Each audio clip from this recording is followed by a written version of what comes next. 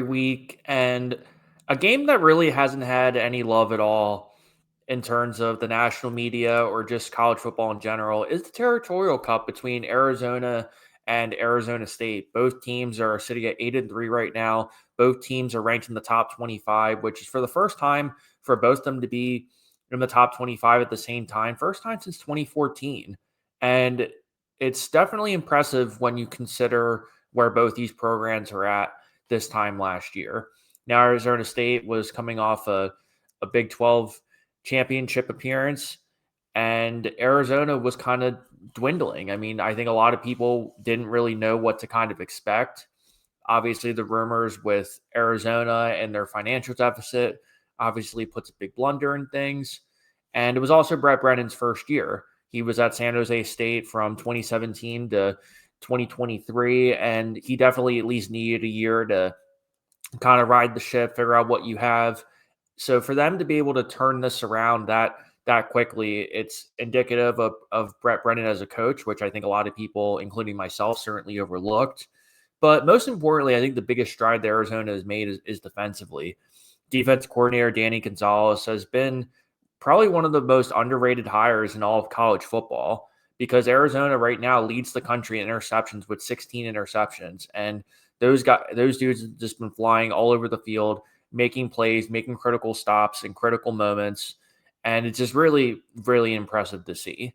And also, I got to throw a quick shout out there to Noah Fifita for a number of reasons. I think a lot of people thought that he would transfer when McMillan and a couple of those other playmakers were going to go to the NFL draft.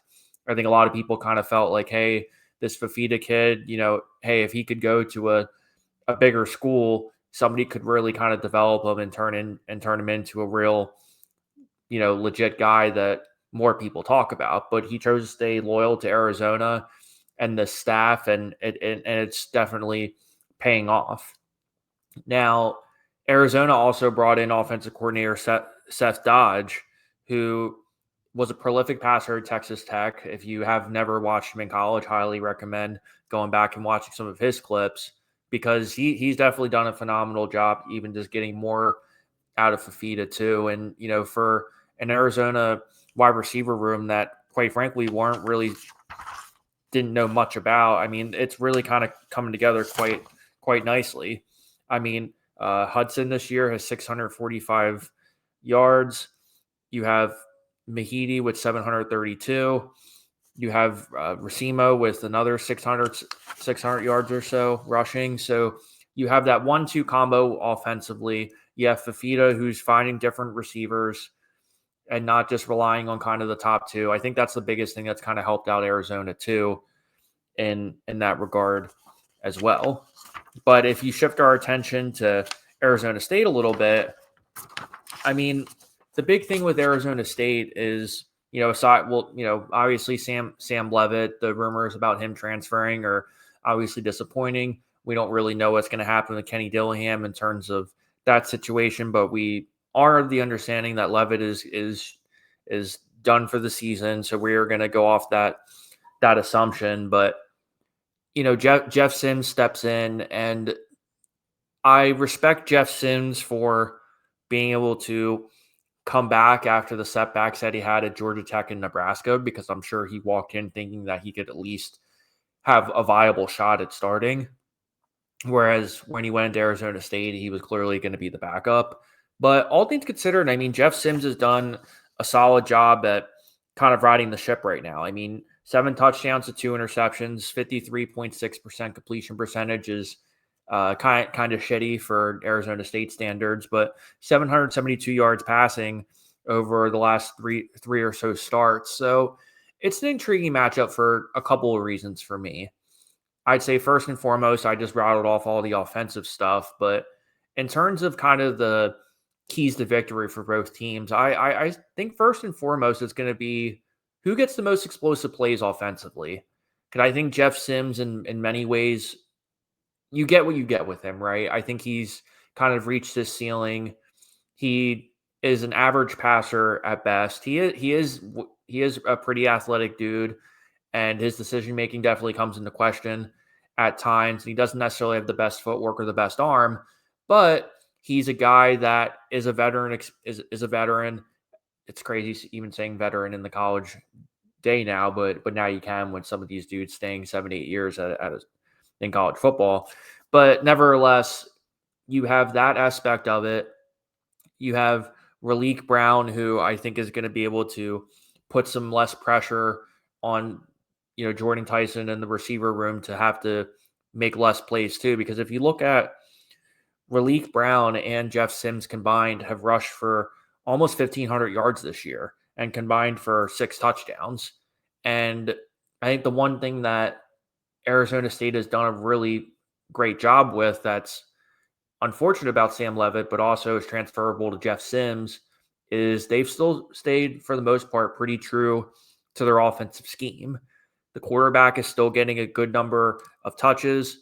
Raleek Brown is definitely going to be due for some big plays, particularly in the rushing attack, because Arizona has struggled at least a little bit in terms of being able to stop the run. I think you could look at a couple different examples where that's kind of happened. But Arizona State has been really good at stopping the run, only allowing 119.3 yards per game, which is the second in the Big 12. And if you kind of look at that picture holistically, that's going to be one of the big questions, because whereas Arizona State, I think the stat was 119 yards, Wildcats have given up just shy of 150 yards or so. So if they can really get Raleek Brown going early, to me that could be certainly a pretty big difference maker as well, because when I go back and think about some of these other Arizona games at the beginning of the season, the first couple games that kind of come to mind would be the Houston game with Connor Wegman and also the BYU game with Bear Bachmeier. And what both those guys have in common is they're dual threat guys who can sling the ball if you give them a little bit of time and patience. And those dudes combined ran for 189 yards for 3 touchdowns. So I anticipate, if you're an Arizona State fan, that there's going to be some legit opportunities rushing the football and having some real complimentary play.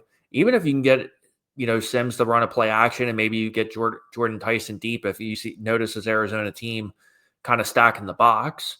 But at the same time, we can flip the narrative with Arizona on the other side of the football too, because I think a lot of Arizona fans have been kind of expecting Noah Fifita to be a little bit more explosive in terms of some of those down the field type of plays, because I think for the most part it's been kind of hit or miss. And big shout out to Logan Brown of Sports Illustrated, who were a really good piece on this game.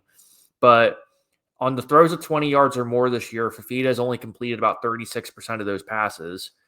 But he also has eight of those for touchdowns and 0 interceptions. So when he is deciding to dial those things up, there's some relative success there, which is definitely pretty promising too. And the Sun Devils up to this point have allowed 220 yards of passing, which is 11th in the Big 12.